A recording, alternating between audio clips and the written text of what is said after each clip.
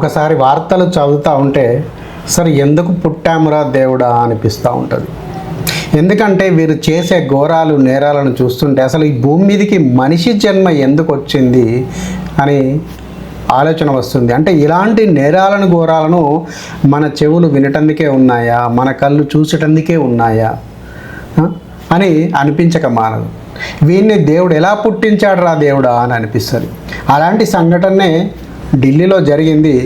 అది ఎందుకంటే అది చెబుతూ ఉంటే ఎంత ఘోరమైన నీచమైన పనో మీరు ఒక్కసారి అర్థం చేసుకోండి పూర్తిగా వార్తల్లోకి. కాకపోతే మాత్రం ఇలాంటి దుష్టులు దుర్మార్గులు దేశం మీద కూడా ఉన్నారు, ఈ ప్రపంచంలో ఈ భూగోళం మీద ఉన్నారు అని చెప్పడానికి మాత్రం సమాజానికి తెలియజేయాల్సిన అవసరం ప్రతి ఒక్కరిపైన ఉంది. వివరాల్లోకి వెళ్తే ఎండి ఫిరోజ్ అలియాస్ సుహైల్ అనే వ్యక్తి 39 ఏళ్ళ వయసు కలిగిన ఈ యొక్క వ్యక్తి ఒక తల్లిదండ్రులు మొన్న ఆగస్టు 1వ తేదీన హజ్ యాత్ర కోసం వెళ్ళారు. హజ్ యాత్ర కోసం వెళ్ళడంతో తండ్రికి ఫోన్ చేశాడు. నాన్న అమ్మ మంచిది కాదు, తన్ని అక్కడనే వదిలేసి విడాకులు ఇచ్చి వదిలేసి రా అని చెప్పేసి తండ్రికి ఫోన్ చేశాడు. వృద్ధాప్యంలో ఉన్న యొక్క తల్లిదండ్రులు వాళ్ళు ప్రభుత్వ ఉద్యోగస్తులు, కానీ ఈ కొడుకు మాత్రం పని పాట లేకుండా ఇలా రోడ్లెంబడి తిరుగుతూ ఉన్నాడు. కాబట్టి జూలై విధవ అనుకో అని చెప్పేసి వాళ్ళు తన ఫోన్ను పట్టించుకోకుండా హజ్ యాత్ర ముగించుకొని ఈ నెల అంటే ఆగస్టు 11వ తేదీన వారు ఇంటికి రావడం జరిగింది. ఇంటికి వచ్చిన తర్వాత ఎంత చెప్పినా నువ్వు వినలేదా అంటూ తనను ఎందుకు అయితే ఆయన చెప్పిన కారణం ఏంటిదంటే ఆ తల్లి బురకా వేసుకోవడం లేదంట. బురకా వేసుకోని కారణంగా తల్లి మంచిది కాదు, విడాకులు ఇవ్వాలని చెప్పి తండ్రికి హుకుం జారీ చేశాడు.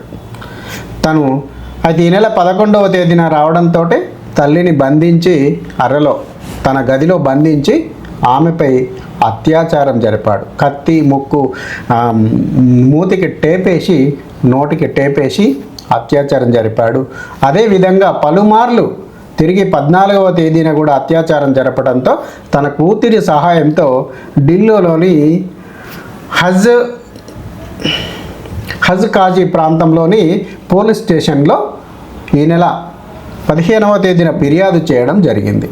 పోలీసులు కేసు పూర్వాపరాలను పూర్తి పరిశీలించిన తర్వాతనే ఆయన్ని అరెస్టు చేసి కటకాటాల్లోకి నెట్టడం జరిగింది. చూడండి ఎంతటి దారిద్ర్యంలో బ్రతుకుతున్నారో సమాజంలోని కొంతమంది. ఇలాంటి చీడ పురుగులు అసలు ఈ భూమి మీదకి ఎందుకు వచ్చారా అనేది మనకు అర్థం కాని ప్రశ్న. అసలు ఎవడు తల్లెవడు, చెల్లెవడు, పెన్లామెవడు, ఎవరితోటి తను ఆ కార్యాన్ని నెరవేర్చుకోవాలి, ఆ కక్కుర్తి ఎవరి దగ్గర తీర్చుకోవాలి అనే ఆలోచన లేకుండా ఇలాంటి కుచితమైన దుర్బుద్ధి కలిగిన మనుషులు ఈ లోకం మీద ఇంకా ఉన్నారు అని అంటే అది నా నోటితో నేను చెప్పలేను. ఎందుకంటే ఇక్కడ సాక్ష్యాలు కనబడతా ఉన్నాయి.